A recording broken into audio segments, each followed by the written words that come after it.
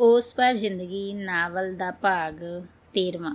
ਹਿੰਮਤ ਤੇ ਹੌਸਲੇ ਅੱਗੇ ਅਖੀਰ ਸਭ ਨੂੰ ਝੁਕਣਾ ਹੀ ਪੈਂਦਾ ਆ। ਹੌਸਲੇ ਦੇ ਨਾਲ ਹੀ ਬੰਦਾ ਸਮਾਨ ਤੱਕ ਦੀ ਉਡਾਰੀ ਲਾ ਸਕਦਾ ਆ, ਪਰ ਬਿਨ ਹੌਸਲੇ ਕੁਝ ਵੀ ਨਹੀਂ ਕੀਤਾ ਜਾ ਸਕਦਾ। ਬੇਹਿੰਮਤੀ ਤਾਂ ਆਪਣੇ ਮੁਕੱਦਰਾਂ ਉੱਪਰ ਸ਼ਿਕਵਾਈ ਕਰਦੇ ਰਹਿ ਜਾਂਦੇ ਆ, ਪਰ ਹਿੰਮਤ ਵਾਲੇ ਪਹਾੜ ਨੂੰ ਕੱਟ ਕੇ ਵੀ ਵਿੱਚੋਂ ਦੀ ਆਪਣੇ ਜਾਣ ਲਈ ਰਾਹ ਬਣਾ ਹੀ ਲੈਂਦੇ ਆ। ਕਿੰਨੇ ਹੀ ਲੋਕਾਂ ਨੇ ਹਿੰਮਤ ਕਰਕੇ ਆਪਣਾ ਇਤਿਹਾਸ ਰਚਾ ਦਿੱਤਾ ਤੇ ਕਈ ਲੋਕ ਨਾਮਵਰ ਹੁੰਦੇ ਹੋਏ ਵੀ ਗੁੰਮਨਾਮੀ ਦੀ ਜ਼ਿੰਦਗੀ ਜੀ ਕੇ ਮਰ ਜਾਂਦੇ ਆ। ਹੌਸਲਿਆਂ ਦੀ ਉਡਾਣ ਭਰਨਾ ਵੀ ਹਰੇਕ ਦੇ ਵੱਸ ਵਿੱਚ ਨਹੀਂ ਹੁੰਦਾ ਹੈਗਾ। ਲਾਲੀ ਹੁਰਾਂ ਦਾ ਸਾਰਾ ਕਾਫਲਾ ਬਾਰਡਰ ਪਾਰ ਕਰਕੇ ਐਲ ਸਲਵਾਡੋਰ ਦੇ ਜੰਗਲਾਂ ਵਿੱਚ ਬੈਠੇ ਅੱਗੇ ਜਾਣ ਦੀ ਉਡੀਕ ਕਰ ਰਿਹਾ ਸੀ। ਅਗਲੇ ਦਿਨ ਤੜਕੇ ਹੀ ਡੌਂਕਰ ਸਾਰਿਆਂ ਨੂੰ ਆਪਣੇ ਨਾਲ ਲੈ ਕੇ ਜੰਗਲੀ ਰਾਹਾਂ ਦੇ ਉੱਪਰ ਤੁਰਦੇ ਹੋਏ ਅੱਗੇ ਨੂੰ ਵਧਣ ਲੱਗੇ ਸੀ। ਹੁਣ ਉਹਨਾਂ ਸਾਰਿਆਂ ਨੇ ਐਲ ਸਲਵਾਡੋਰ ਵਿੱਚੋਂ ਬਾਰਡਰ ਪਾਰ ਕਰਕੇ ਅਗਲੇ ਦੇਸ਼ ਵਿੱਚ ਦਾਖਲ ਹੋਣਾ ਸੀ। ਤੜਕੇ ਦੇ ਤੁਰੇ ਹੋਏ ਸਾਰਾ ਦਿਨ ਭੁੱਖਣ ਪਾਣੀ ਜੰਗਲ ਵਿੱਚ ਤੁਰਦੇ ਰਹੇ ਤੇ ਆਖਰ ਸੂਰਜ ਛਿਪਣ ਲੱਗਾ ਸੀ। ਸੂਰਜ ਛਿਪਦੇ ਤੱਕ ਡੌਂਕਰ ਸਾਰੇ ਜਣਿਆਂ ਨੂੰ ਲੈ ਕੇ ਇੱਕ ਜਗ੍ਹਾ ਪਹੁੰਚ ਗਏ ਤੇ ਉੱਥੇ ਸਭ ਨੂੰ ਰੁਕਣ ਲਈ ਕਹਿ ਦਿੱਤਾ ਗਿਆ। ਇੱਥੇ ਵੀ ਕਿਸੇ ਕੋਲ ਖਾਣ ਲਈ ਕੁਝ ਨਹੀਂ ਸੀ ਤੇ ਪੀਣ ਲਈ ਪਾਣੀ ਸਿਰਫ ਪਹਿਲਾਂ ਵਾਂਗੂ ਜੰਗਲ ਵਿੱਚ ਵਗ ਰਹੇ ਖਾਲਿਆਂ ਦਾ ਹੀ ਸੀ, ਜੋ ਕਿ ਨਾ ਚਾਹੁੰਦੇ ਹੋਏ ਵੀ ਸਾਰਿਆਂ ਨੂੰ ਮਜਬੂਰਨ ਪੀਣਾ ਹੀ ਪੈ ਰਿਹਾ ਸੀ। ਸਾਰਾ ਦਿਨ ਡੌਂਕਰਾਂ ਨੇ ਵੀ ਕੁਝ ਨਹੀਂ ਖਾਧਾ ਸੀ। ਇਹ ਵੀ ਹੋ ਸਕਦਾ ਆ ਕਿ ਤੜਕੇ ਆਉਣ ਤੋਂ ਪਹਿਲਾਂ ਡੌਂਕਰ ਆਪਣੀ ਪੇਟ ਪੂਜਾ ਕਰਕੇ ਹੀ ਤੁਰੇ ਹੋਣਗੇ, ਕਿਉਂਕਿ ਉਹਨਾਂ ਦਾ ਤਾਂ ਹਰ ਰੋਜ਼ ਇਹਨਾਂ ਰਾਹਾਂ ਦੇ ਨਾਲ ਵਾਹ ਪੈਂਦਾ ਸੀ। ਡੌਂਕਰਾਂ ਨੇ ਵੀ ਸਾਰੀ ਰਾਤ ਉਸ ਜੰਗਲ ਵਿੱਚ ਹੀ ਕੱਟੀ ਸੀ। ਇਹ ਪਹਿਲੀ ਵਾਰ ਸੀ ਜਦ ਡੌਂਕਰ ਮੁੰਡਿਆਂ ਦੇ ਨਾਲ ਜੰਗਲ ਵਿੱਚ ਹੀ ਰਹੇ ਸੀ। ਜੰਗਲ ਵਿੱਚ ਬੈਠੇ ਕੋਈ ਤਾਂ ਆਪਣੇ ਭੁੱਖੇ ਢਿੱਡ ਨੂੰ ਦਬਾ ਰਿਹਾ ਸੀ ਤੇ ਕੋਈ ਆਪਣੀਆਂ ਲੱਤਾਂ ਨੂੰ ਨੱਪ ਘੁੱਟ ਰਿਹਾ ਸੀ। ਅੱਗੇ ਤਾਂ ਕੋਈ ਆਸ ਹੁੰਦੀ ਸੀ ਕਿ ਇਹ ਡੌਂਕਰ ਕਦੋਂ ਵਾਪਸ ਪਰਤਣਗੇ ਤਾਂ ਸਾਡੇ ਲਈ ਕੁਝ ਖਾਣ ਵਾਸਤੇ ਹੀ ਲੈ ਕੇ ਆਉਣਗੇ, ਪਰ ਅੱਜ ਤਾਂ ਇਹਨਾਂ ਵੱਲੋਂ ਵੀ ਕੋਈ ਉਮੀਦ ਨਹੀਂ ਬਚੀ। ਕਾਫਲੇ ਵਿੱਚੋਂ ਭੁੱਖ ਦੇ ਨਾਲ ਤੜਫਦੇ ਇੱਕ ਮੁੰਡੇ ਨੇ ਆਪਣੀ ਤੜਫ ਬਿਆਨ ਕੀਤੀ। ਅੱਜ ਤਾਂ ਆਪਾਂ ਇਹਨਾਂ ਨੂੰ ਵੀ ਨਹੀਂ ਕਹਿ ਸਕਦੇ ਕਿ ਅਸੀਂ ਢਿੱਡ ਵਿੱਚ ਲੱਗੀ ਅੱਗ ਨਾਲ ਮੱਚਦੇ ਜਾ ਰਹੇ ਹਾਂ। ਇਹ ਵੀ ਤਾਂ ਵਿਚਾਰੇ ਸਾਡੇ ਨਾਲ ਹੀ ਸਫ਼ਰ ਕਰ ਰਹੇ ਆ। ਲਾਲੀ ਨੇ ਹਰ ਪੱਖੋਂ ਸੋਚਦਿਆਂ ਜਵਾਬ ਦਿੱਤਾ। ਇਹਨਾਂ ਜੰਗਲਾਂ ਵਿੱਚ ਤਾਂ ਕੋਈ ਜਾਨਵਰ ਵੀ ਨਹੀਂ ਦਿਸਦਾ ਸਾਈ। ਜੇਕਰ ਕੋਈ ਜਾਨਵਰ ਹੀ ਲੱਭ ਪੈਂਦਾ ਤਾਂ ਆਪਾਂ ਰਲ ਕੇ ਉਹਦਾ ਹੀ ਸ਼ਿਕਾਰ ਕਰ ਲੈਂਦੇ। ਅਨਵਰ ਖਾਨ ਨੇ ਜੰਗਲ ਵੱਲ ਧਿਆਨ ਮਾਰਦੇ ਹੋਏ ਦਿਲ ਦੀ ਗੱਲ ਆਖੀ ਸੀ। ਔਖੇ ਵੇਲੇ ਆ ਦਰਖਤਾਂ ਦੇ ਪੱਤੇ ਹੀ ਆਪਣਾ ਸਾਥ ਦੇ ਸਕਦੇ ਆ। ਰੱਬ ਦਾ ਨਾਂ ਲੈ ਕੇ ਇਹਨਾਂ ਨਾਲ ਹੀ ਆਪਣੇ ਢਿੱਡ ਦੀ ਅੱਗ ਨੂੰ ਬੁਝਾਓ। ਦੀਪ ਨੇ ਦਰਖਤ ਦੇ ਪੱਤਿਆਂ ਦੀ ਇੱਕ ਮੁੱਠ ਮੂੰਹ ਵਿੱਚ ਪਾਉਂਦਿਆਂ ਸਭ ਨੂੰ ਸਲਾਹ ਦਿੱਤੀ। ਸਹੀ ਗੱਲ ਆ ਦੀਪ, ਅੱਜ ਉਹ ਵੇਲਾ ਯਾਦ ਕਰਾਤਾ ਜਦੋਂ ਆਪਣੇ ਸਿਆਣੇ ਬਜ਼ੁਰਗ ਸਿੰਘਾਂ ਦੀਆਂ ਕਹਾਣੀਆਂ ਸੁਣਦੇ ਹੁੰਦੇ ਸੀ ਕਿ ਉਹਨਾਂ ਨੇ ਆਪਣੇ ਔਖੇ ਵੇਲੇ ਕਿੱਦਾਂ ਜੰਗਲਾਂ ਵਿੱਚ ਰਹਿ ਕੇ ਦਰਖਤਾਂ ਦੇ ਪੱਤੇ ਖਾ ਕੇ ਗੁਜ਼ਾਰਾ ਕੀਤਾ ਸੀ। ਲਾਲੀ ਨੇ ਹਾਮੀ ਭਰਦਿਆਂ ਆਪ ਵੀ ਪੱਤੇ ਤੋੜਨੇ ਸ਼ੁਰੂ ਕਰ ਦਿੱਤੇ ਸੀ। ਦੇਖੋ ਦੇਖੀ ਸਾਰੇ ਜਣੇ ਦਰਖਤਾਂ ਦੇ ਪੱਤੇ ਤੋੜ ਕੇ ਚਿੱਥਣ ਲੱਗੇ ਸੀ ਤੇ ਕੋਈ ਜਣਾ ਪੱਤੇ ਆਪਣੇ ਅੰਦਰ ਲੰਘਾ ਲੈਂਦਾ, ਕੋਈ ਚੱਥ ਕੇ ਬਾਹਰ ਸੁੱਟ ਦਿੰਦਾ ਸੀ। ਅਗਲੇ ਦਿਨ ਥੋੜਾ ਚਾਨਣ ਹੁੰਦਿਆਂ ਸਾਰੀ ਡੌਂਕਰ ਸਾਰਿਆਂ ਦੇ ਅੱਗੇ ਲੱਗ ਤੁਰੇ ਸੀ। ਤੁਰਦੇ ਤੁਰਦੇ ਅਖੀਰ ਨੂੰ ਸ਼ਾਮ ਦੇ 6 ਵਜੇ ਸਾਰੇ ਜਣੇ ਸ਼ਹਿਰ ਸੰਤਾਨਾ ਦੇ ਜੰਗਲਾਂ ਵਿੱਚ ਪਹੁੰਚ ਗਏ ਸੀ। ਡੌਂਕਰਾਂ ਨੇ ਸਾਰਿਆਂ ਨੂੰ ਜੰਗਲ ਵਿੱਚ ਇੱਕ ਜਗ੍ਹਾ ਰੁਕਣ ਲਈ ਕਹਿ ਦਿੱਤਾ। ਦੀਪ ਹੋਰਾਂ ਨੂੰ ਇਸ ਜਗ੍ਹਾ ਬੈਠਿਆਂ ਰੋਡ ਦੇ ਉੱਪਰ ਗੱਡੀਆਂ ਚੱਲਣ ਦੀ ਆਵਾਜ਼ ਸਾਫ਼-ਸਾਫ਼ ਸੁਣਾਈ ਦੇ ਰਹੀ ਸੀ। ਉਸ ਜਗ੍ਹਾ ਬੈਠਿਆਂ ਨੂੰ 1.5 ਘੰਟੇ ਬੀਤ ਗਏ ਸੀ ਕਿ ਇੱਕ ਡੌਂਕਰ ਜੰਗਲ 'ਚੋਂ ਬਾਹਰ ਚਲਾ ਜਾਂਦਾ ਆ। 20 ਮਿੰਟ ਬਾਅਦ ਉਹ ਡੌਂਕਰ ਵਾਪਸ ਕਾਲੀ ਜੰਗਲ ਵਿੱਚ ਆਇਆ ਤੇ ਸਾਰਿਆਂ ਨੂੰ ਆਪਣੇ ਨਾਲ ਲੈ ਕੇ ਜੰਗਲ ਤੋਂ ਬਾਹਰ ਰੋਡ ਵੱਲ ਨੂੰ ਭੱਜ ਤੁਰਿਆ। ਜੰਗਲ ਤੋਂ ਬਾਹਰ ਰੋਡ ਦੇ ਕਿਨਾਰੇ ਇੱਕ ਬੱਸ ਖੜੀ ਸੀ। ਡੌਂਕਰਾਂ ਨੇ ਫਟਾਫਟ ਸਾਰਿਆਂ ਨੂੰ ਬੱਸ ਵਿੱਚ ਬਿਠਾ ਕੇ ਬੱਸ ਨੂੰ ਤੋਰ ਲਿਆ। ਬੱਸ ਨੇ ਅਜੇ ਅੱਧਾ ਕੁ ਘੰਟਾ ਸਫ਼ਰ ਹੀ ਤੈਅ ਕੀਤਾ ਹੋਣਾ ਆ ਕਿ ਡੌਂਕਰਾਂ ਨੇ ਸਾਰਿਆਂ ਜਣਿਆਂ ਨੂੰ ਅੱਧਾ ਲੀਟਰ ਪਾਣੀ ਦੀ ਬੋਤਲ ਤੇ ਖਾਣ ਲਈ ਨਾਲ ਬ੍ਰੈਡ ਬਿਸਕਿਟ ਵਗੈਰਾ ਦਿੱਤੇ, ਜੋ ਕਿ ਪਹਿਲਾਂ ਹੀ ਬੱਸ ਵਿੱਚ ਰੱਖੇ ਹੋਏ ਸੀ। ਬ੍ਰੈਡ ਪਾਣੀ ਵੇਖ ਕੇ ਸਾਰਿਆਂ ਨੂੰ ਜਿਵੇਂ ਚਾਹ ਚੜ ਗਿਆ ਹੋਵੇ। ਸਾਰੇ ਕਾਫਲੇ ਨੇ ਲੋੜ ਮੁਤਾਬਕ ਬ੍ਰੈਡ ਖਾਧੀ ਤੇ ਬਾਕੀ ਆਪਣੇ ਅਗਲੇ ਆਉਣ ਵਾਲੇ ਵਕਤ ਲਈ ਸੰਭਾਲ ਕੇ ਰੱਖ ਲੈ ਗਏ। ਪੇਟ ਦੀ ਅੱਗ ਥੋੜੀ ਬੁਝਦਿਆਂ ਸਾਰੇ ਮੁੰਡੇ ਸੌਣ ਲੱਗੇ ਸੀ। ਕਿਸੇ ਨੂੰ ਕੁਝ ਵੀ ਨਹੀਂ ਪਤਾ ਸੀ ਕਿ ਉਹ ਬੱਸ ਕਿਸ ਪਾਸੇ ਵੱਲ ਨੂੰ ਜਾ ਰਹੀ ਆ, ਕਿਉਂਕਿ ਸਾਰੇ ਮੁੰਡੇ ਹੀ ਇਹਨਾਂ ਰਾਹਾਂ ਤੋਂ ਅਣਜਾਣ ਸੀ। ਸਾਰੀ ਰਾਤ ਬੱਸ ਚੱਲਦੀ ਰਹੀ ਤੇ ਕਦੇ-ਕਦੇ 10-15 ਮਿੰਟ ਲਈ ਬੱਸ ਰੁਕ ਵੀ ਜਾਂਦੀ ਸੀ। ਸਾਰੀ ਰਾਤ ਦੀਪ ਹੋਰੀ ਆਪਣੀ ਗੂੜੀ ਨੀਂਦਰੇ ਸੁੱਤੇ ਰਹੇ। ਜਦੋਂ ਸਵੇਰੇ ਉੱਠੇ ਤਾਂ ਬੱਸ ਜੰਗਲਾਂ ਪਹਾੜਾਂ ਨੂੰ ਪਾਰ ਕਰਦੀ ਹੋਈ ਇੱਕ ਸ਼ਹਿਰ ਵਿੱਚ ਪਹੁੰਚ ਚੁੱਕੀ ਸੀ। 20 ਘੰਟੇ ਦਾ ਸਫ਼ਰ ਤੈਅ ਕਰਕੇ ਅਗਲੇ ਦਿਨ ਸਵੇਰੇ ਬੱਸ ਐਲ ਪਾਸਤੋ ਸ਼ਹਿਰ ਪਹੁੰਚ ਗਈ। ਇਹ ਸ਼ਹਿਰ ਕੋਈ ਬਹੁਤਾ ਵੱਡਾ ਸ਼ਹਿਰ ਨਹੀਂ ਆ, ਪਰ ਵੇਖਣ ਨੂੰ ਬਹੁਤ ਸੋਹਣਾ ਤੇ ਹਰਿਆਲੀ ਭਰਿਆ ਆ। ਇਸ ਸ਼ਹਿਰ ਦੇ ਇੱਕ ਪਾਸੇ ਕਾਫੀ ਉੱਚੇ ਪਹਾੜ ਤੇ ਬਾਕੀ ਸਾਰਾ ਜੰਗਲ ਰੂਪੀ ਆ। ਇੱਥੇ ਵੀ ਉਹਨਾਂ ਸਾਰਿਆਂ ਨੂੰ ਸ਼ਹਿਰੋਂ ਬਾਹਰ ਬੱਸ ਵਿੱਚੋਂ ਇੱਕ ਜੰਗਲ ਵਿੱਚ ਉਤਾਰ ਦਿੱਤਾ ਗਿਆ। ਡੌਂਕਰ ਸਭ ਨੂੰ ਜੰਗਲ ਵਿੱਚ ਛੱਡ ਕੇ ਆਪ ਐਲ ਪਾਸਤੋ ਸ਼ਹਿਰ ਨੂੰ ਚਲੇ ਗਏ ਸੀ। ਦੀਪ ਹੋਰੀ 49 ਜਣੇ ਜੰਗਲ ਵਿੱਚ ਬੈਠੇ ਇੱਕ ਦੂਜੇ ਦੇ ਮੂੰਹ ਵੱਲ ਝਾਕ ਰਹੇ ਸੀ ਕਿ ਕੋਈ ਕੁਝ ਤਾਂ ਬੋਲੇ, ਪਰ ਸਾਰੇ ਜਣੇ ਚੁੱਪਚਾਪ ਪਤਾ ਨਹੀਂ ਕਿਹੜੇ ਦੁੱਖਾਂ ਦਾ ਪਿਆਲਾ ਪੀ ਰਿਹਾ ਸੀ। ਅੱਜ ਤਾਂ ਅਨਵਰ ਖਾਨ ਵੀ ਕਿਸੇ ਗਹਿਰੀ ਸੋਚ ਦੇ ਵਿੱਚ ਡੁੱਬਾ ਪਿਆ ਸੀ। ਦੁਪਹਿਰੋਂ ਹੁਣ ਸ਼ਾਮ ਹੋਣ ਲੱਗੀ ਸੀ ਪਰ ਡੌਂਕਰਾਂ ਦਾ ਕੁਝ ਵੀ ਪਤਾ ਨਹੀਂ ਸੀ ਕਿ ਉਹ ਕਦੋਂ ਵਾਪਸ ਆਉਣਗੇ। ਜੰਗਲ ਵਿੱਚ ਇੰਤਜ਼ਾਰ ਕਰਦਿਆਂ ਦੀਪ ਹੋਰਾਂ ਨੂੰ 2 ਦਿਨ ਬੀਤ ਗਏ ਸੀ, ਪਰ ਡੌਂਕਰ ਵਾਪਸ ਹੀ ਨਹੀਂ ਪਰਤੇ ਸੀ। ਉਹਨਾਂ ਕੋਲ ਨਾ ਕੁਝ ਖਾਣ ਲਈ ਸੀ ਤੇ ਨਾ ਹੀ ਕੁਝ ਪੀਣ ਲਈ। ਕਈ ਜਣੇ ਤਾਂ ਭੁੱਖ ਪਿਆਸ ਨੂੰ ਸਹਿਣ ਕਰਦੇ ਹੋਏ ਜੰਗਲ ਵਿੱਚ ਹੀ ਉਸਲਵੱਟੇ ਮਾਰਦੇ ਰਹੇ ਤੇ ਜਿਨ੍ਹਾਂ ਕੋਲੋਂ ਭੁੱਖ ਬਰਦਾਸ਼ਤ ਨਾ ਹੋਈ ਉਹ ਵਿਚਾਰੇ ਮੁੜ ਦਰਖਤਾਂ ਦੇ ਪੱਤੇ ਖਾਣ ਲੱਗ ਪਏ। ਭੁੱਖ ਵੀ ਇਨਸਾਨ ਤੋਂ ਕਦੀ-ਕਦੀ ਕੁਝ ਵੀ ਕਰਵਾ ਸਕਦੀ ਆ। ਤੀਜੇ ਦਿਨ ਸ਼ਾਮ ਨੂੰ ਥੋੜਾ ਹਨੇਰਾ ਹੋਇਆ ਤਾਂ ਦੋਵੇਂ ਡੌਂਕਰ ਵਾਪਸ ਜੰਗਲ ਵਿੱਚ ਪਹੁੰਚੇ। ਡੌਂਕਰਾਂ ਨੇ ਆਉਂਦਿਆਂ ਸਾਰਿਆਂ ਨੂੰ ਆਪਣੇ ਨਾਲ ਤੋਰਿਆ ਤੇ ਆਪਣੀ ਅਗਲੀ ਮੰਜ਼ਿਲ ਵੱਲ ਤੁਰਨ ਲੱਗੇ। ਦੀਪ ਹੋਰਾਂ ਬਥੇਰਾ ਕਿਹਾ ਕਿ ਸਾਨੂੰ ਬਹੁਤ ਭੁੱਖ ਪਿਆਸ ਲੱਗੀ ਆ, ਪਰ ਡੌਂਕਰਾਂ ਨੇ ਕਿਸੇ ਦੀ ਕੋਈ ਗੱਲ ਨਾ ਸੁਣੀ। ਇੱਥੋਂ ਉਹਨਾਂ ਨੇ ਇੱਕ ਹੋਰ ਦੇਸ਼ ਵਿੱਚ ਦਾਖਲ ਹੋਣਾ ਸੀ। ਤੁਰਦਿਆਂ ਪਹਿਲਾਂ ਜੰਗਲ ਦਾ ਰਾਹ ਤੈਅ ਕੀਤਾ, ਫਿਰ ਥੋੜਾ ਪਹਾੜ ਚੜ੍ਹ ਕੇ ਪਹਾੜ ਦੇ ਦੂਜੇ ਪਾਸੇ ਉਤਰ ਗਏ ਤੇ ਫਿਰ ਜੰਗਲ ਵਿੱਚੋਂ ਦੀ ਤੁਰਦੇ ਰਹੇ। ਇਸ ਤਰ੍ਹਾਂ ਤੁਰਦਿਆਂ ਰਾਤ ਦੇ ਹਨੇਰੇ ਵਿੱਚ ਬਾਰਡਰ ਪਾਰ ਕਰਕੇ ਸਾਰੇ ਜਣੇ ਗਵਾਟੇਮਾਲਾ ਦੇਸ਼ ਵਿੱਚ ਪਹੁੰਚ ਗਏ ਸੀ। ਡੌਂਕਰਾਂ ਨੇ ਸਾਰੇ ਜਣਿਆਂ ਨੂੰ ਗਵਾਟੇਮਾਲਾ ਮੁਲਕ ਦੇ ਇੱਕ ਸ਼ਹਿਰ ਚਿਨਗੋ ਤੋਂ 50 ਕਿਲੋਮੀਟਰ ਦੂਰ ਪਹਾੜ ਵਿੱਚ ਛੱਡਿਆ ਤੇ ਉਹ ਵਾਪਸ ਚਲੇ ਗਏ। ਸਾਰਾ ਦਿਨ ਸਾਰੇ ਜਣੇ ਚਿਨਗੋ ਸ਼ਹਿਰ ਤੋਂ ਬਾਹਰ ਪਹਾੜਾਂ ਵਿੱਚ ਬੈਠੇ ਰਹੇ।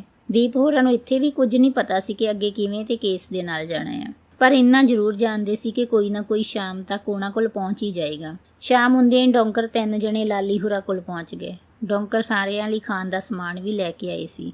ਇਹ ਸਭ ਕੁਝ ਡੌਂਕਰਾਂ ਨੇ ਪਹਿਲਾਂ ਹੀ ਆਪਸ 'ਚ ਤੈਅ ਕੀਤਾ ਹੁੰਦਾ ਆ ਕਿ ਪਹਿਲੇ ਡੌਂਕਰ ਨੇ ਬੰਦਿਆਂ ਨੂੰ ਕਿਸ ਜਗ੍ਹਾ ਛੱਡ ਕੇ ਜਾਣਾ ਆ ਤੇ ਦੂਜੇ ਡੌਂਕਰਾਂ ਨੇ ਉਸੇ ਥਾਂ ਤੋਂ ਬੰਦਿਆਂ ਨੂੰ ਮਿਲਣਾ ਆ। ਇਹ ਸਭ ਕੁਝ ਪਹਿਲਾਂ ਹੀ ਮਿੱਥਿਆ ਹੁੰਦਾ ਆ। ਸ਼ਾਇਦ ਇਸੇ ਲਈ ਹੀ ਡੌਂਕਰ ਬੰਦਿਆਂ ਦੇ ਨਾਲ ਸਖਤੀ ਵਰਤਦੇ ਆ। ਥੋੜਾ ਬਹੁਤ ਖਾਣਾ ਖਾਣ ਤੋਂ ਬਾਅਦ ਡੌਂਕਰਾਂ ਨੇ ਸਾਰਿਆਂ ਨੂੰ ਆਪਣੇ ਨਾਲ ਲੈ ਕੇ ਪਹਾੜਾਂ ਦੀ ਉਤਰਾਈ ਚੜ੍ਹਾਈ ਕਰਨ ਲੱਗੇ। ਆਪਣੀ ਆਉਣ ਵਾਲੀ ਮੰਜ਼ਿਲ ਦੀ ਤੁਰਦੇ ਕਦਮਾਂ ਨੂੰ ਮਿਹਨਤੀ ਹੋਣ ਲੱਗੀ ਸੀ। ਇਹਨਾਂ ਪਹਾੜਾਂ ਉੱਪਰ ਕਾਫੀ ਦਰਖਤ ਵੀ ਸੀ। ਜਿੰਨਾ ਕੁ ਚਿਰ ਰਾਹ ਸਾਫ਼ ਦਿਖਾਈ ਦਿੰਦਾ ਰਿਹਾ ਉਹਨਾਂ ਚਿਰ ਡੌਂਕਰ ਸਾਰਿਆਂ ਨੂੰ ਆਪਣੇ ਨਾਲ ਲੈ ਕੇ ਤੁਰਦੇ ਰਹੇ। ਜਦੋਂ ਹਨੇਰਾ ਹੋ ਗਿਆ ਤਾਂ ਸਾਰੇ ਇੱਕ ਪਹਾੜੀ ਦੇ ਹੇਠਾਂ ਬੈਠ ਗਏ। ਪਹਾੜੀ ਸਫ਼ਰ ਹੋਣ ਕਰਕੇ ਸਾਰੇ ਥੱਕ ਚੁੱਕੇ ਸੀ। 5-6 ਘੰਟੇ ਆਰਾਮ ਕਰਨ ਤੋਂ ਬਾਅਦ ਡੌਂਕਰ ਫਿਰ ਸਭ ਨੂੰ ਆਪਣੇ ਨਾਲ ਲੈ ਕੇ ਅੱਗੇ ਤੁਰ ਪਏ। ਉਹਨਾਂ ਨੂੰ ਤੁਰਿਆਂ ਜੇ 2 ਘੰਟੇ ਹੀ ਹੋਏ ਸੀ ਕਿ ਮੀਂਹ ਪੈਣਾ ਸ਼ੁਰੂ ਹੋ ਗਿਆ। ਉਸ ਵਕਤ ਸਾਰੇ ਜਹਾਨੇ ਪਹਾੜੀ ਦੀ ਸਿਖਰ ਉੱਤੇ ਪਹੁੰਚੇ ਹੋਏ ਸੀ ਤੇ ਹੁਣ ਦੂਜੇ ਪਾਸੇ ਉਤਰਨਾ ਬਹੁਤ ਹੀ ਜ਼ਿਆਦਾ ਜ਼ਰੂਰੀ ਸੀ। ਪਹਾੜਾਂ ਦੇ ਉੱਪਰ ਦਰਖਤ ਹੋਣ ਕਰਕੇ ਉਤਰਨਾ ਬਹੁਤਾ ਔਖਾ ਨਹੀਂ ਸੀ, ਪਰ ਮੀਂਹ ਕਰਕੇ ਬਹੁਤਾ ਔਖਾ ਹੋ ਰਿਹਾ ਸੀ। ਸਾਰੇ ਜਣੇ ਬੜੇ ਹੀ ਧਿਆਨ ਨਾਲ ਇੱਕ ਦੂਜੇ ਦਾ ਹੱਥ ਫੜ ਕੇ ਤੇ ਕਦੀ ਦਰਖਤਾਂ ਨੂੰ ਫੜ ਕੇ ਹੌਲੀ-ਹੌਲੀ ਉਤਰ ਰਹੇ ਸੀ, ਪਰ ਫਿਰ ਵੀ ਪੈਰ ਤਿਲਕ ਰਹੇ ਸੀ। ਬਰਸਾਤ ਹੋਰ ਤੇਜ਼ ਹੋ ਰਹੀ ਸੀ ਤੇ ਪਹਾੜ ਦੇ ਉੱਪਰੋਂ ਪਾਣੀ ਹੇਠਾਂ ਵੱਲ ਨੂੰ ਬਹੁਤ ਹੀ ਤੇਜ਼ੀ ਨਾਲ ਆਉਣਾ ਸ਼ੁਰੂ ਹੋ ਗਿਆ। ਬੜੇ ਹੀ ਧਿਆਨ ਨਾਲ ਸਾਰੇ ਜਣੇ ਹੌਲੀ-ਹੌਲੀ ਪਹਾੜ ਤੋਂ ਹੇਠਾਂ ਆ ਰਹੇ ਸੀ ਕਿ ਅਚਾਨਕ ਦੋਹਾਂ ਮੁੰਡਿਆਂ ਦਾ ਪੈਰ ਤਿਲਕ ਗਿਆ ਤੇ ਉਹ ਦੋਵੇਂ ਜਣੇ ਵੇਖਦੇ ਅਸਮਾਨੋਂ ਡਿੱਗੀ ਗੇਂਦ ਵਾਂਗੂ ਹੇਠਾਂ ਨੂੰ ਰੁੜ ਕੇ ਜਾਣ ਲੱਗੇ। ਸਾਰੇ ਮੁੰਡਿਆਂ ਨੇ ਇੱਕਦਮ ਚੀਕ ਚਿਹਾੜਾ ਪਾਉਣਾ ਸ਼ੁਰੂ ਕਰ ਦਿੱਤਾ। ਪਹਿਲਾਂ ਡੌਂਕਰ ਤੇ ਨਾਲ ਦੇ ਮੁੰਡਿਆਂ ਨੇ ਉਹਨਾਂ ਦੋਵਾਂ ਨੂੰ ਫੜਨ ਦੀ ਕੋਸ਼ਿਸ਼ ਕੀਤੀ, ਪਰ ਉਹ ਆਪ ਵੀ ਤਿਲਕ ਚੱਲੇ ਸੀ ਤੇ ਉਹਨਾਂ ਫਟਾਫਟ ਨੇੜੇ ਦਰਖਤਾਂ ਦੀਆਂ ਟਾਹਣੀਆਂ ਨੂੰ ਹੱਥ ਪਾਇਆ ਤੇ ਉਹ ਬਚ ਗਏ। ਡਿੱਗਦੇ ਜਾਂਦੇ ਸਾਥੀਆਂ ਨੂੰ ਦੇਖ ਕੇ ਬਾਕੀ ਮੁੰਡੇ ਉੱਚੀ ਰੌਲਾ ਪਾਉਣ ਲੱਗੇ ਸੀ। ਪਹਿਲਾਂ ਤਾਂ ਡੌਂਕਰ ਸਾਰਿਆਂ ਨੂੰ ਹੱਥ ਦੇ ਇਸ਼ਾਰੇ ਨਾਲ ਚੁੱਪ ਕਰਾਉਂਦੇ ਰਹੇ, ਪਰ ਜਦੋਂ ਡੌਂਕਰਾਂ ਨੇ ਸਾਰੇ ਮੁੰਡੇ ਆਪੇ ਤੋਂ ਬਾਹਰ ਦੇਖੇ ਤਾਂ ਡੌਂਕਰਾਂ ਨੇ ਉਸੇ ਵਕਤ ਪਿਸਤੌਲ ਕੱਢ ਲਈ। ਪਿਸਤੌਲ ਦੇਖ ਕੇ ਸਾਰੇ ਮੁੰਡੇ ਚੁੱਪ ਹੋ ਗਏ ਤੇ ਡੌਂਕਰ ਨਹੀਂ ਸੀ ਚਾਹੁੰਦੇ ਕਿ ਬਾਕੀ ਮੁੰਡੇ ਮੁਸੀਬਤ ਵਿੱਚ ਆਉਣ। ਮੁੰਡਿਆਂ ਨੂੰ ਨਹੀਂ ਪਤਾ ਸੀ ਕਿ ਬਾਰਡਰ ਦਾ ਇਲਾਕਾ ਆ। 2-3 ਮਿੰਟਾਂ ਵਿੱਚ ਹੀ ਇੱਕ ਮੁੰਡਾ ਪਹਾੜੀ ਤੋਂ ਹੇਠਾਂ ਪਹੁੰਚ ਗਿਆ ਸੀ। ਇੱਕ ਮੁੰਡਾ ਤਾਂ ਦਰਖਤ ਦੇ ਟੁੱਟੇ ਟਾਹਣੇ ਦੇ ਉੱਪਰ ਡਿੱਗ ਗਿਆ ਤੇ ਉਹ ਟਾਹਣਾ ਉਹਦੀ ਹਿੱਕ ਦੇ ਆਰ-ਪਾਰ ਹੋ ਚੁੱਕਾ ਸੀ। ਦੂਜੇ ਮੁੰਡੇ ਦੀ ਤਾਂ ਪਹਿਚਾਣ ਕਰਨੀ ਔਖੀ ਹੋ ਗਈ ਸੀ, ਕਿਉਂਕਿ ਪੱਥਰਾਂ ਦਰਖਤਾਂ ਨਾਲ ਵੱਜ ਕੇ ਉਹਦਾ ਚਿਹਰਾ ਪੁਰਾਣੇ ਕੱਪੜੇ ਵਾਂਗੂ ਥਾਂ ਤੋਂ ਲੀਰ ਹੋ ਚੁੱਕਾ ਸੀ। ਸਾਰਾ ਸਰੀਰ ਜ਼ਖਮੀ ਹੋ ਚੁੱਕਾ ਸੀ। ਸਰੀਰ ਦੇ ਅੰਗਾਂ ਵਿੱਚੋਂ ਲਹੂ ਸਿੰਮ ਰਿਹਾ ਸੀ। ਜੋ ਪਹਿਲਾਂ ਅਮਰੀਕਾ ਜਾਣ ਵਾਲੇ ਗਰੁੱਪ ਦੀ ਗਿਣਤੀ ਦਾ ਹਿੱਸਾ ਸੀ, ਹੁਣ ਉਹੀ ਇੱਕ ਲਾਸ਼ ਬਣ ਕੇ ਰਹਿ ਗਿਆ ਸੀ। ਪਰ ਉਸ ਦੀਆਂ ਖੁੱਲੀਆਂ ਅੱਖਾਂ ਵਿੱਚ ਅਜੇ ਵੀ ਕਿਸੇ ਦਾ ਇੰਤਜ਼ਾਰ ਸੀ। ਅੱਖਾਂ ਵਿੱਚ ਹੰਝੂ ਭਰੀ ਤੇ ਦਿਲ ਵਿੱਚ ਦਰਦ ਸਮੇਟੀ ਸਾਰੇ ਜਣੇ ਹੌਲੀ-ਹੌਲੀ ਬੜੇ ਹੀ ਹੌਸਲੇ ਤੇ ਬੜੀ ਹੀ ਸਾਵਧਾਨੀ ਨਾਲ ਉਸ ਪਹਾੜੀ ਤੋਂ ਹੇਠਾਂ ਉਤਰੇ। ਪਤਾ ਨਹੀਂ ਇਹਨਾਂ ਪਹਾੜਾਂ ਨੇ ਕਿੰਨਿਆਂ ਦੀ ਹੋਰ ਬਲੀ ਲੈਣੀ ਆ। ਅੱਖਾਂ ਵਿੱਚੋਂ ਹੰਝੂ ਪੂੰਝਦਿਆਂ ਦੀਪ ਕਹਿਣ ਲੱਗਿਆ, ਇਹ ਤਾਂ ਅੱਲਾਹ ਤਾਲਾ ਹੀ ਬਿਹਤਰ ਜਾਣਦਾ ਆ ਕਿ ਕਿਸ ਨੇ ਉਸ ਪਾਰ ਜਾਣਾ। ਅਨਵਰ ਦਾ ਪਾਕਿਸਤਾਨੀ ਸਾਥੀ ਹੌਸਲਾ ਛੱਡਣ ਲੱਗਾ ਸੀ। ਇਹਨਾਂ ਵਿਚਾਰਿਆਂ ਦੇ ਮਾਪਿਆਂ ਨੂੰ ਭਲਾ ਕੀ ਪਤਾ ਕਿ ਉਹਨਾਂ ਦੀ ਔਲਾਦ ਇਸ ਜਹਾਨ ਨੂੰ ਅਲਵਿਦਾ ਕੀ ਆ। ਉਹ ਵਿਚਾਰੇ ਤਾਂ ਇਸ ਅਣਹੋਣੀ ਤੋਂ ਅਣਜਾਣ ਇਹਨਾਂ ਦੀ ਸਲਾਮਤੀ ਦੀਆਂ ਅਰਦਾਸਾਂ ਕਰਦੇ ਰਹਿਣਗੇ। ਇੱਕ ਮੁੰਡੇ ਦੀ ਲਾਸ਼ ਦੇ ਕੋਲ ਖੜਾ ਲਾਲੀ ਡੁਸ ਕਰ ਰਿਹਾ ਸੀ। ਏਦਾਂ ਹੌਸਲਾ ਛੱਡਿਆਂ ਗੱਲ ਨਹੀਂ ਬਣਨੀ ਭਾਈ ਜਾਨ। ਇਹਨਾਂ ਦੀਆਂ ਲੋਥਾਂ ਨੂੰ ਅੱਲਾਹ ਤਾਲਾ ਦੇ ਸਪੂਤ ਕਰੋ ਤਾਂ ਆਪਾਂ ਅੱਗੇ ਵਧੀਏ। ਆਪਣੇ ਆਪ ਨੂੰ ਸੰਭਾਲਦੇ ਅਨਵਰ ਖਾਨ ਨੇ ਸਾਰਿਆਂ ਨੂੰ ਆਪਣੀ ਮੰਜ਼ਿਲ ਯਾਦ ਕਰਾਈ। ਇਹਨਾਂ ਦੀਆਂ ਲਾਸ਼ਾਂ ਨੂੰ ਇਦਾਂ ਹੀ ਰੋਲ ਨਹੀਂ ਛੱਡ ਜਾਈਏ? ਕਾਫਲੇ ਵਿੱਚੋਂ ਇੱਕ ਜਣੇ ਨੇ ਪੁੱਛਿਆ। ਜੇਕਰ ਆਪਾਂ ਇਹਨਾਂ ਦੀਆਂ ਲੋਥਾਂ ਸੰਭਾਲਣ ਲੱਗ ਪਏ ਤਾਂ ਇਹਨਾਂ ਡੌਂਕਰਾਂ ਨੇ ਆਪਣੀਆਂ ਲਾਸ਼ਾਂ ਵਿਛਾ ਛੱਡਣੀਆਂ। ਅਨਵਰ ਨੇ ਥੋੜਾ ਸਖਤ ਹੁੰਦਿਆਂ ਕਿਹਾ। ਸਹੀ ਗੱਲ ਆ, ਇਹਨਾਂ ਡੋਂਕਰਾਂ ਨੂੰ ਕੋਈ ਫਰਕ ਨਹੀਂ ਪੈਣਾ। ਸਾਥੀ ਤਾਂ ਆਪਣੇ ਮਰੇ ਆ, ਇਹ ਤਾਂ ਜ਼ਾਲਮ ਲੋਕ ਹੈਗੇ ਆ। ਡੋਂਕਰ ਆਪਣੇ ਕੋਲ ਹਰ ਵਕਤ ਹਥਿਆਰ ਵਗੈਰਾ ਰੱਖਦੇ ਸੀ, ਕਿਉਂਕਿ ਅਣਦੇਖੀਆਂ ਰਾਹਾਂ ਵਿੱਚ ਪਤਾ ਨਹੀਂ ਕਦੋਂ ਉਹਨਾਂ ਦਾ ਕਿਸੇ ਜੰਗਲੀ ਜਾਨਵਰ ਨਾਲ ਸਾਹਮਣਾ ਹੋ ਜਾਣਾ ਆ। ਡੋਂਕਰਾਂ ਦੇ ਮਨਾਂ ਵਿੱਚ ਇੱਕ ਹੋਰ ਵੀ ਡਰ ਆਪਣਾ ਘਰ ਬਣਾਈ ਬੈਠਾ ਸੀ। ਡੋਂਕਰ ਚੰਗੀ ਤਰ੍ਹਾਂ ਸਮਝਦੇ ਸੀ ਕਿ ਜਦੋਂ ਉਹ ਮੁੰਡਿਆਂ ਦੇ ਕਾਫਲੇ ਉੱਪਰ ਸਖਤੀ ਵਰਤਦੇ ਆ ਤਾਂ ਉਸ ਵੇਲੇ ਹਥਿਆਰ ਹੀ ਉਹਨਾਂ ਦੀ ਮਦਦ ਕਰਦੇ ਆ। ਜਿਸ ਵਕਤ ਡੋਂਕਰ ਮੁੰਡਿਆਂ ਨੂੰ ਗਾਲਾਂ ਕੱਢਦੇ ਆ, ਕਈ ਦਿਨ ਭੁੱਖੇ ਰੱਖਦੇ ਆ ਜਾਂ ਫਿਰ ਕੁੱਟਦੇ ਮਾਰਦੇ ਆ, ਤਾਂ ਉਸ ਵਕਤ ਕਾਫਲੇ ਵਿੱਚੋਂ ਕਈ ਗਰਮ ਖੂਨ ਮੁੰਡੇ ਡੋਂਕਰਾਂ ਨਾਲ ਹੱਥੋਂ ਪਾਈ ਵੀ ਹੋ ਜਾਇਆ ਕਰਦੇ ਤੇ ਉਸ ਸਮੇਂ ਹਥਿਆਰ ਹੀ ਡੋਂਕਰਾਂ ਦੀ ਹਿਫਾਜ਼ਤ ਕਰਦੇ ਸੀ। ਸਭ ਦੀਆਂ ਅੱਖਾਂ ਵਿੱਚ ਪਛਤਾਵੇ ਦੇ ਹੰਝੂ ਭਰੇ ਹੋਏ ਸੀ, ਪਰ ਸਾਰੇ ਮਜਬੂਰ ਸੀ। ਚਾਹੁੰਦੇ ਹੋਏ ਵੀ ਕੋਈ ਕਿਸੇ ਲਈ ਕੁਝ ਨਹੀਂ ਕਰ ਸਕਦਾ ਸੀ।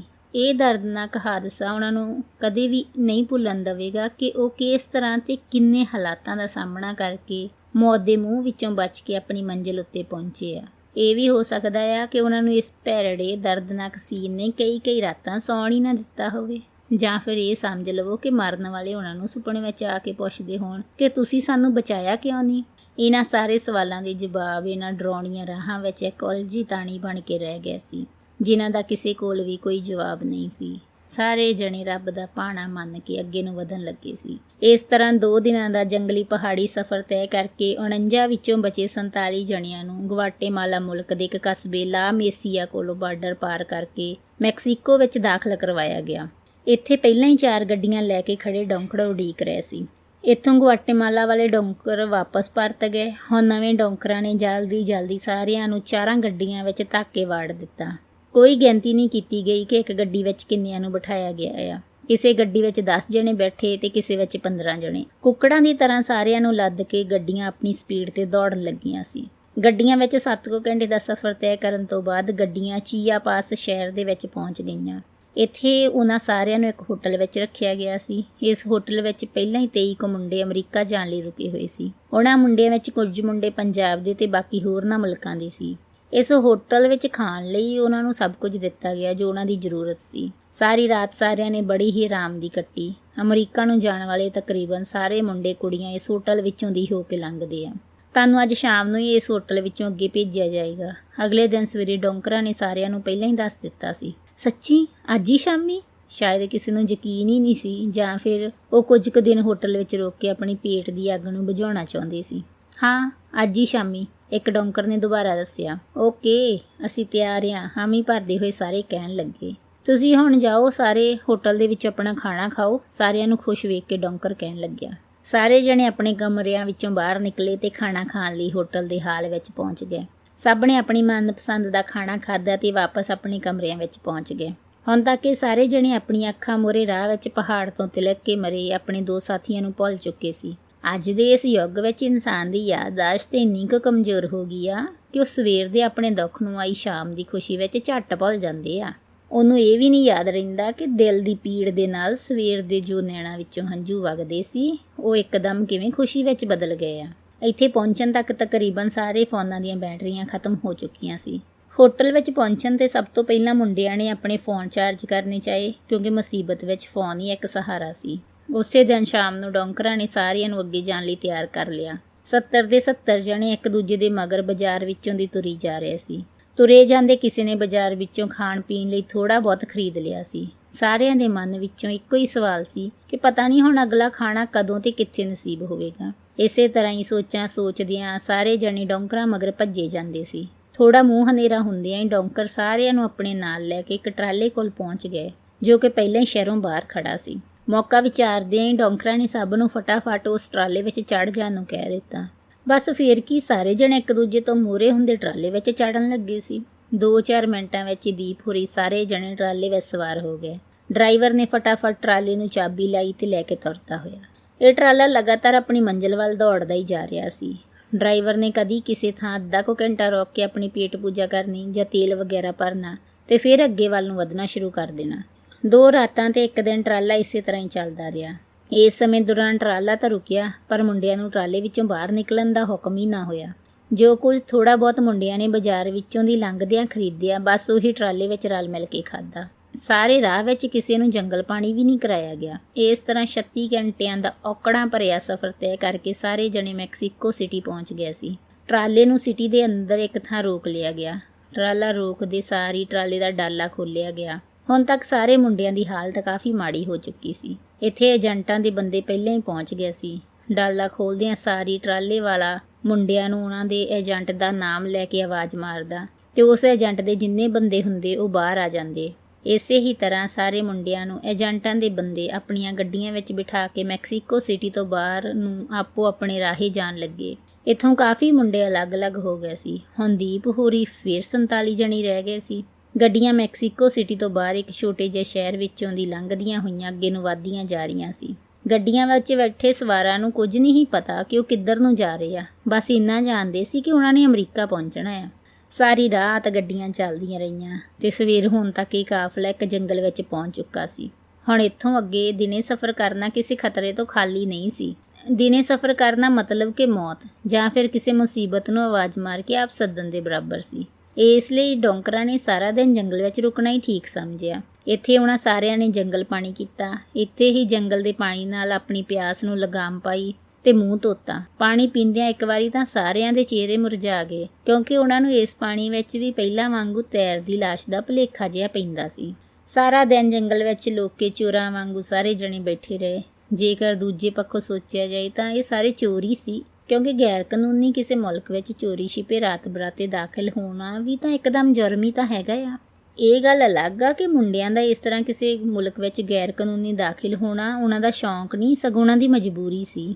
ਦਿਨ ਭਰ ਜੰਗਲ ਵਿੱਚ ਬੈਠੇ ਰਹਿਣ ਤੋਂ ਬਾਅਦ ਆਖਿਰ ਸ਼ਾਮ ਨੂੰ ਡੋਂਕਰ ਗੱਡੀਆਂ ਲੈ ਕੇ ਫੇਰ ਅੱਗੇ ਵਧਣ ਲੱਗੇ।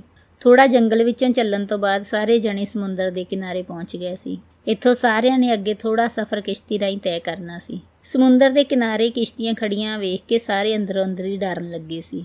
ਉਹਨਾਂ ਹਾਦਸਿਆਂ ਦਾ ਡਰ ਕਿਤੇ ਨਾ ਕਿਤੇ ਸਭ ਦੇ ਮਨ ਦੇ ਵਿੱਚ ਹੀ ਵਸਿਆ ਹੋਇਆ ਸੀ। ਇੱਕ ਤਾਂ ਹਾਦਸਾ ਸਾਰਿਆਂ ਦੀ ਅੱਖਾਂ ਦੇ ਸਾਹਮਣੇ ਮੇਖਾਪਾ ਸਮੁੰਦਰ ਕਿਨਾਰੇ ਹੋਇਆ ਸੀ, ਜਿਸ ਵਿੱਚ ਇੱਕ ਬੰਗਾਲੀ ਮੁੰਡਾ ਲਾਪਤਾ ਹੋ ਗਿਆ ਸੀ। ਭਾਵੇਂ ਕਿ ਕਿਸੇ ਨੂੰ ਕੋਈ ਪੱਕਾ ਨਹੀਂ ਪਤਾ ਸੀ ਕਿ ਉਹ ਮੁੰਡਾ ਉਸ ਕਿਨਾਰੇ ਰਹਿ ਗਿਆ ਜਾਂ ਫਿਰ ਪਾਣੀ 'ਚ ਡੁੱਬ ਗਿਆ, ਪਰ ਆਪਣੇ ਵਿਛੜੇ ਸਾਥੀ ਦਾ ਕਿਤੇ ਨਾ ਕਿਤੇ ਸਾਰਿਆਂ ਨੂੰ ਦੁੱਖ ਜ਼ਰੂਰ ਸੀ।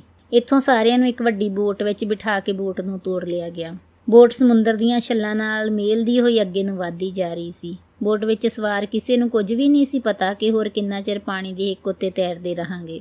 ਹਰ ਕੋਈ ਇੱਕ ਦੂਜੇ ਦੇ ਸਹਿਮੇ ਹੋਏ ਚਿਹਰੇ ਵੱਲ ਝਾਕ ਰਿਹਾ ਸੀ ਤੇ ਸ਼ਾਇਦ ਅੱਖਾਂ ਦੇ ਇਸ਼ਾਰੇ ਨਾਲ ਹੀ ਪੁੱਛ ਰਿਹਾ ਹੋਵੇ ਕਿ ਹੋਰ ਕਿੰਨਾ ਕੁ ਵਕਤ ਮੌਤ ਦੀ ਬੁੱਕਲ ਵਿੱਚ ਬੈਠੇ ਰਵਾਂਗੇ। 3 ਘੰਟੇ ਬੋਟ ਚੱਲਣ ਤੋਂ ਬਾਅਦ ਬੋਟ ਵਾਲੇ ਨੇ ਬੋਟ ਨੂੰ ਸਮੁੰਦਰ ਦੇ ਵਿਚਕਾਰ ਇੱਕ ਟਾਪੂ ਦੇ ਉੱਤੇ ਰੋਕ ਲਿਆ ਸੀ।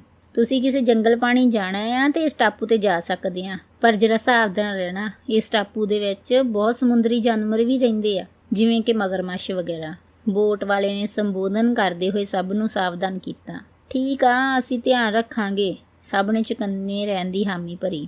ਯਾਰ, ਜੇ ਕਿਸੇ ਨੂੰ ਮਗਰਮੱਛ ਨੇ ਫੜ ਲਿਆ ਨਾ ਤਾਂ ਕਿਸੇ ਨੇ ਉੱਥੋਂ ਭੱਜਣਾ ਨਹੀਂ, ਸਗੋਂ ਆਪਾਂ ਇੱਕ ਦੂਜੇ ਦੀ ਮਦਦ ਕਰਨੀ ਆ ਤੇ ਸਾਰਿਆਂ ਨੇ ਮਿਲ ਕੇ ਉਸ ਨੂੰ ਮਗਰਮੱਛ ਤੋਂ ਛਡਾਉਣ ਦੀ ਕੋਸ਼ਿਸ਼ ਕਰਨੀ ਆ। ਕਾਫਲੇ ਵਿੱਚੋਂ ਇੱਕ ਨੇ ਇੱਕ ਮੁੱਠ ਹੋਣ ਦੀ ਸਲਾਹ ਦਿੱਤੀ। ਠੀਕ ਆ ਬਈ, ਖਿਆਲ ਰੱਖਿਓ ਕਿਸੇ ਨੇ ਪਿੱਠ ਨਹੀਂ ਵਿਖਾਉਣੀ। ਸਾਰੇ ਕਾਫਲੇ ਦੀ ਅਗਵਾਈ ਕਰਦੇ ਲਾਲੀ ਨੇ ਉੱਚੀ ਆਵਾਜ਼ ਦੇ ਵਿੱਚ ਆਪਣੀ ਮੋਹਰ ਲਾਈ। ਪਿੱਠ ਦਿਖਾ ਕੇ ਭੱਜਣਾ ਮਰਦਾਂ ਦਾ ਕੰਮ ਨਹੀਂ ਹੁੰਦਾ ਸਾਈਂ, ਅਸਾਂ ਤਾਂ ਨਾਲ ਹਿੱਕ ਠੋਕ ਕੇ ਖੜੇ ਆ, ਅਨਵਰ ਖਾਨ ਮੂਹਰੇ ਹੁੰਦਾ ਹੋਇਆ ਆਖਣ ਲੱਗਿਆ। ਹੌਲੀ ਹੌਲੀ ਕਰਕੇ ਸਾਰੇ ਜਣੇ ਬੋਟ ਵਿੱਚੋਂ ਬਾਹਰ ਉਸ ਟਾਪੂ ਵੱਲ ਗਏ। ਸਭ ਨੇ ਜੰਗਲ ਪਾਣੀ ਕੀਤਾ ਤੇ ਸੁੱਖੀ ਸਾਂਦੀ ਬੋਟ ਵਿੱਚ ਵਾਪਸ ਬਹਿ ਗਏ। ਬੋਟ ਵਾਲਾ ਬੋਟ ਲੈ ਕੇ ਆਪਣੇ ਅਗਲੇ ਸਫ਼ਰ ਲਈ ਰਵਾਨਾ ਹੋ ਗਿਆ। ਸਭਨਾਂ ਦੇ ਦਿਲ ਵਿੱਚ ਇੱਕੋ ਹੀ ਸਵਾਲ ਸੀ, ਪਤਾ ਨਹੀਂ ਹੋਰ ਕਿੰਨਾ ਚਿਰ ਬੋਟ ਵਿੱਚ ਰਹਿਣਾ ਪਵੇਗਾ। ਪਰ ਇਸ ਸਵਾਲ ਦਾ ਜਵਾਬ ਕਿਸੇ ਕੋਲ ਵੀ ਨਹੀਂ ਸੀ। 2 ਘੰਟੇ ਬੋਟ ਚੱਲਣ ਤੋਂ ਬਾਅਦ ਸਾਹਮਣੇ ਸੰਘਣੇ ਘਣੇ ਜੰਗਲ ਦਿਖਾਈ ਦੇਣ ਲੱਗੇ ਸੀ। ਫਿਰ ਹੌਲੀ ਹੌਲੀ ਅੱਧੇ ਕੁ ਘੰਟੇ ਮਗਰੋਂ ਬੋਟ ਉਸ ਜੰਗਲ ਵਾਲੇ ਪਾਸੇ ਕਿਨਾਰੇ ਤੇ ਜਾ ਰੁਕੀ ਤੇ ਸਾਰਿਆਂ ਨੂੰ ਬੋਟ ਵਿੱਚ ਉਤਰਨ ਲਈ ਕਹਿ ਦਿੱਤਾ ਗਿਆ। ਮੇਘਹੱਪਾ ਦੇ ਡਰੇ ਹੋਏ ਸਾਰੇ ਜਣੇ ਹੌਲੀ ਹੌਲੀ ਇੱਕ ਦੂਜੇ ਦਾ ਹੱਥ ਫੜ ਕੇ ਬੋਟ ਵਿੱਚੋਂ ਬੜੀ ਹੀ ਸਾਵਧਾਨੀ ਨਾਲ ਉਤਰਨ ਲੱਗੇ ਸੀ।